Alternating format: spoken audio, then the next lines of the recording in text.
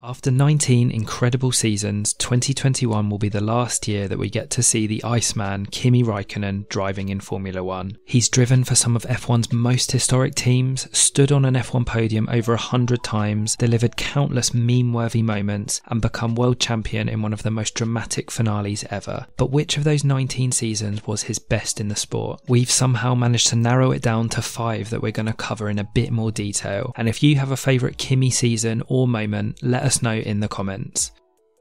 It didn't take long for the fresh-faced Raikkonen to show the F1 world what a naturally gifted talent he was. Sauber had signed him up for 2001 despite only having 23 official car races to his name, and he impressed so much that he was the chosen one to replace outgoing two-time world champion and fellow Finn Mika Hakkinen at McLaren in 2002. And after a promising first year with the team, he was ready for a title fight in 2003, and he came oh so close to winning the championship in that season. It was the year where he took his first win in Malaysia and took the challenge to then 5-time world champion Michael Schumacher and the more experienced former kart champion Juan Pablo Montoya. Raikkonen consistently impressed despite numerous issues with McLaren's car that year. They were essentially using a B-spec of the 2002 car as the 2003 car was continually delayed. He only took one win to Schumacher's 6, but was incredibly consistent, standing on the podium 10 times. There were moments of inexperience that cost him points, such as a qualifying mistake in Spain and Canada, but also plenty of bad luck as well. He had an engine failure whilst leading at the Nurburgring and a first lap collision at Hockenheim which took him out of the race. His second place finish at Indianapolis was the standout moment of his season that year, as described by his race engineer Mark Slade. This is what he had to say.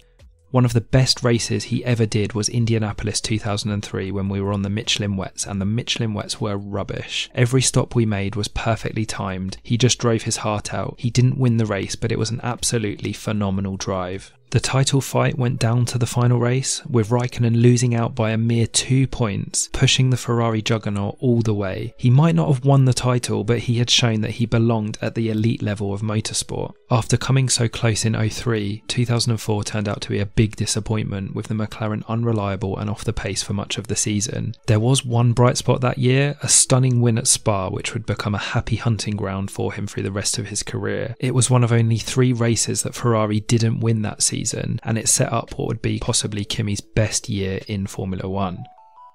2005 was a true changing of the guard moment in the sport. Raikkonen and Fernando Alonso, who'd both entered in 2001, battled it out for their first world championship. The McLaren MP420 was insanely fast and by far the fastest car on the grid that year. Adrian Newey had worked his magic on the aero package, and they also had the benefit of the most advanced seamless shift gearbox. Raikkonen was at one with the car that year, but there was just one problem: it was terribly unreliable. The championship ultimately came down to a dogfight between the fast and fragile Raikkonen-McLaren pairing and the relentlessly consistent Alonso-Renault package. The Iceman faced an uphill battle all season long against the reliability issues. He retired from the lead of the race in Imola and Hockenheim, and of course had his famous last lap tyre blowout at the Nurburgring. He also had to take 10-place grid penalties in qualifying at several races, leaving him having to battle back through the pack to score points. He went from 13th to 3rd at Mangi 12th to 2nd at Silverstone and 11th to 4th at Monza, all in a time before DRS assisted overtakes. His qualifying effort in Monza was particularly impressive as he out-qualified all of his rivals despite having more fuel on board. The Monaco Grand Prix that year was another standout and one of his most complete drives, as he put the car on pole by around half a second and dominated the entire weekend. And of course, how could we not mention Suzuka that year? Rain in qualifying left him 17th on the grid, and in one of the greatest performances in F1 history, he blitzed his way through the pack before hunting down Renault's Giancarlo Fisichella and passing him on the final lap with a stunning overtake into the first corner to take the win. The Finn appeared to be on another level compared to the competition that day, consistently lapping quickest on track, having to pass numerous cars and eventually eating into Fisichella's lead at an unbelievable rate to take the victory.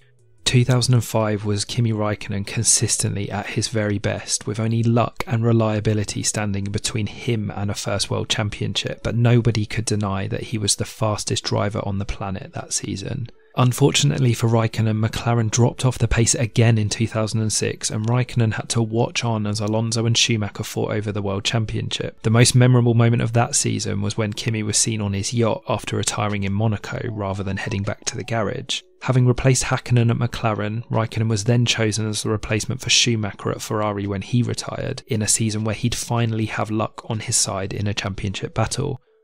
It can't be overstated how big the shoes Kimi Raikkonen had to fill when he stepped into Ferrari in 2007. The seat had previously been occupied by the great Michael Schumacher, and Ferrari were looking to get back on top, having lost out in the previous 2 seasons to Fernando Alonso and Renault. But he delivered right out of the gate, winning the opening round in Australia comfortably, becoming the first Ferrari driver to win on his debut for the Scuderia since Nigel Mansell in 1998. However, this season was not all plain sailing. It took him a long time to adapt to the Bridgestone rubber, which didn't suit him as well as the Michelins. The Michelin suited his driving style because you could be aggressive with a preference for the sharp front end, while the Bridgestones required a more gentle approach, as explained by Kimi's engineer at the time, Luca Baldassari. Despite that dominant win in Melbourne, by round 7 Raikkonen had fallen 26 points behind championship leader Lewis Hamilton in the McLaren. He was also behind his own teammate Felipe Massa and Hamilton's teammate Alonso. It's from here that the Iceman showed ice-cool composure to bring his season back to life. The comeback started with back-to-back wins in Magny-Cours and Silverstone before he retired at the Nurburgring with a mechanical failure whilst on for a potential podium. He then ended the season with 7 podiums in a row, including 3 wins. One, of course, was at Spa, his 3rd win there at the time, and he snatched the title under the nose of the McLarens at the final race. That's despite being 17 points behind with 2 races to go and being 3rd place in the standings heading into the final round in Brazil. We also shouldn't forget his drive to 3rd place in torrential conditions at Fuji, one of his most underrated drives. A strategy error from Ferrari dropped him to the back when the race restarted, and he fought back through the pack to finish 3rd in a race that was critical in keeping his title hopes alive. In the end, 2007 was a year of ups and downs. Yes, Kimi had finally taken the championship that he'd been denied in 2003 and 2005, but it was also overshadowed by the Spygate scandal and the Hamilton-Alonso rivalry at McLaren that ultimately cost them the title. This doesn't mean that we should take anything away from Raikkonen. It was still a remarkable comeback, and after his previous last race title defeats, it was a much deserved slice of luck.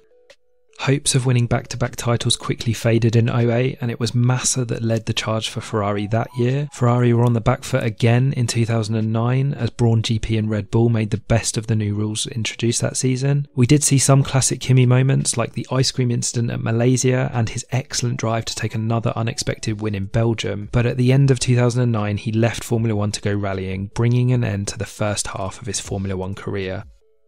Raikkonen has often said that without the 2-year break from Formula 1, he wouldn't have lasted as long in the sport as he eventually did. And the Raikkonen that returned in 2012 was different, but no less impressive. He seemed to have lost his edge in terms of raw speed, but had more experience and a gentle touch with the fragile Pirelli rubber. The Lotus was a decent car in 2012, and it took him just 4 races to return to the podium with a strong 2nd place in Bahrain. And it was after this race that Raikkonen went on his famous bender, drinking for 16 days straight between the Bahrain and Spanish Grand Prix. Of course, it didn't affect him, and he was back on the podium again when racing returned, and it was just another story that makes Kimi such an unbelievable character, a throwback to an era long gone and unlike anybody else on the Formula 1 grid. What made the 2012 season so impressive is how he was able to come back in such good form and adapt to the new Pirelli rubber and win races with a team that hadn't won in 4 years. He also had the experience to change his former all-out attack style to one that was kinder on high degradation tyres. His 2nd season at Lotus started even better with a win in the opening round, but things kind of unravelled from there. It came to light that Lotus were unable to pay the Finns' agreed bonus. They said they would pay him €50,000 per point, but he exceeded their expectations so much that this bonus ended up amounting to almost €20 million. They were unable to pay the full amount, and he ended up leaving the team before the last race of the season. Despite ending on a low note, the Lotus year showed that Kimi still had what it takes, and it paved the way for a return to Ferrari in 2014. It's hard to pick a particularly strong season of Kimi's last 8 years in Formula 1. There are moments of brilliance amongst many moments of anonymity. The Ferrari's corner entry and braking did not suit Kimi's driving style, neither did the harder compound of tyres brought in by Pirelli, and he was comprehensively beaten by Fernando Alonso in 2014 and Vettel in 2015. He did get closer to Vettel in 2016, finishing just 26 points behind him, and we then saw more flashes of the old Kimi in 2017. That year he took a fine pole in Monaco, which could have been a win had the team's strategy not favoured Vettel, and he might have won again in Hungary had he not been asked to hold station to protect Vettel's lead while he struggled with a mechanical issue. But I think the best season of his return to Ferrari was also his last one, 2018. He finished in 3rd place in the final standings and he took 12 podiums, and by the end of the season you could argue that he was the better Ferrari driver as Vettel made mistakes in his chase of Lewis Hamilton and the World Championship. Kimi looked like he'd finally take a win at Monza, but he lost out in a close battle with Hamilton. The win he finally craved came in Austin, where he boldly took the lead from Hamilton into the first corner and then brilliantly held off both Lewis and Verstappen to take his first victory in 5 years, and he signed off with another classic radio message. His second stint at Ferrari wouldn't have been at all what he had hoped for, but at least he was able to sign off with one final victory for the Scuderia. Rather than leave the sport altogether, the now 39-year-old Raikkonen decided to go back to where it all began, Alfa Romeo and Sauber, and although he hasn't been fighting at the front in his final years, it's been the perfect bookend to an amazing career, and there's still been flashes of utter brilliance and his old pace, just like the opening first 2 laps of the Portuguese Grand Prix in 2020, where he cut his way through the field in damp conditions.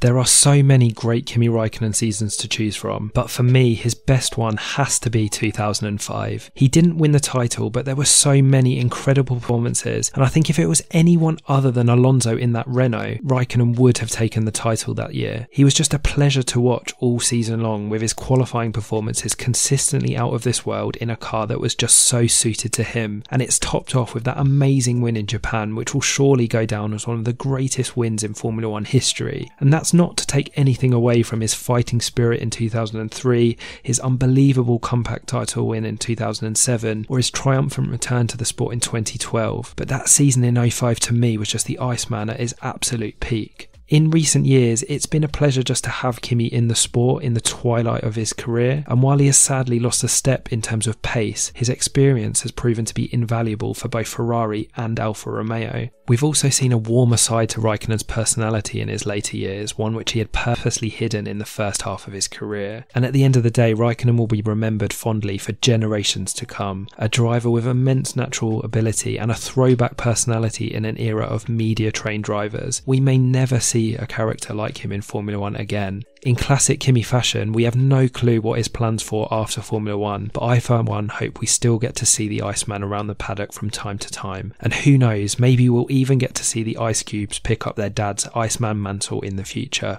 Let me know what you think Kimi Raikkonen's best season in Formula 1 is in the comments, and if you like this video, please like and subscribe for more content like this. We're a new channel and we aim to produce new videos every week.